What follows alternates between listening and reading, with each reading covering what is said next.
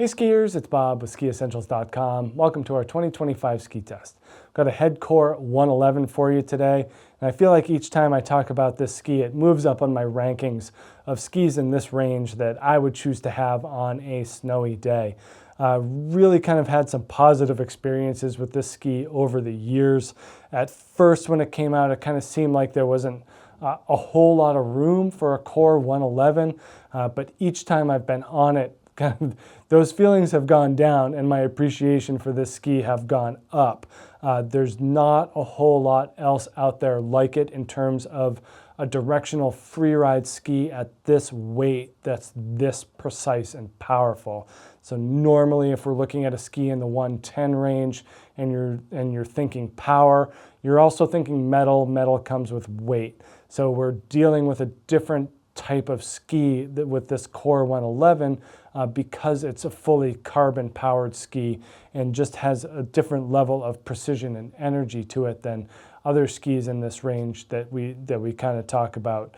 Even something like a Salomon QST Blank at 112 that doesn't have metal, it's still quite a bit heavier than this thing.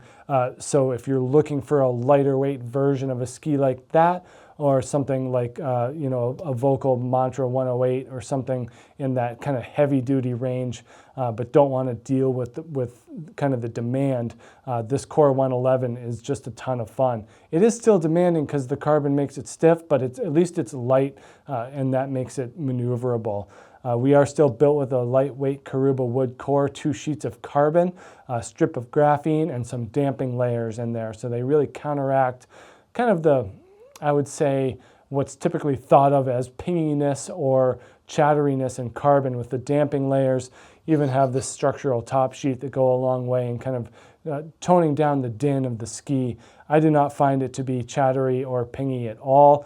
You feel the energy and the zip of the carbon, but you don't feel any of the negatives that are often associated with it. So I think that they've done a really nice job balancing those things here.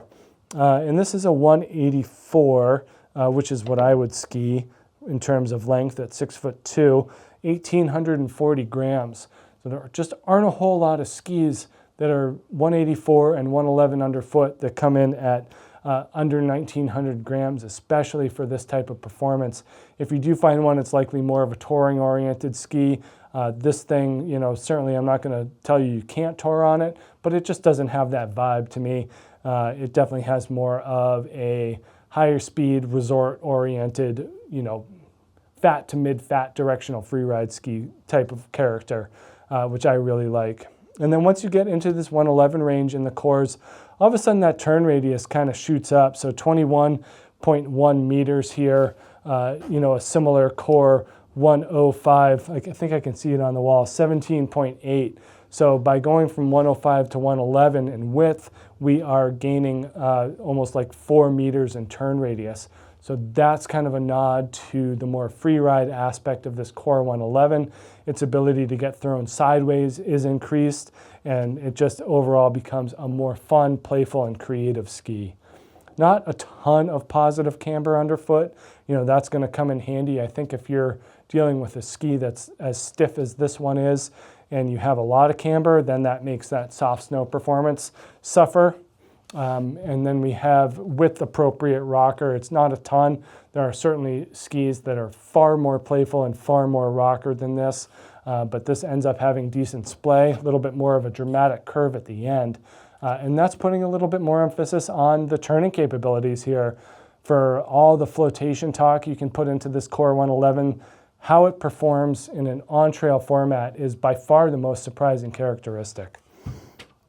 In terms of taper, that midpoint gets brought down, or the wide point, gets brought down quite a bit into the ski, and these shovels are extremely floaty.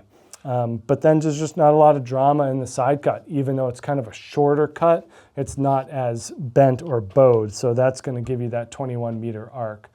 And then pretty flat looking tail here, not a ton of dramatic taper.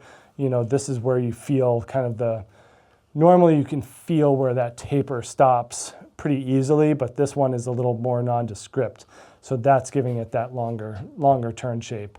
and then low, long rocker in the tail here in this 111, certainly a difference between the 105.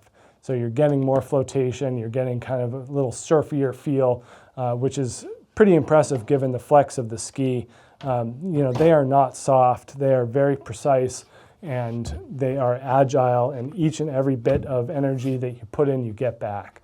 So it's an energetic powder ski, and there just aren't a whole lot that kind of subscribe to the same philosophy as putting all this energy into powder and soft snow. But if you're kind of in that market, I think that this is a great option and totally unique in that realm too. But yeah, very crisp for its width, and a lot crisper than many narrower skis than it as well. So this thing stands alone. Make sure to check out this Headcore 111 here at skiessentials.com, and we'll see you out there on the hill. Bye.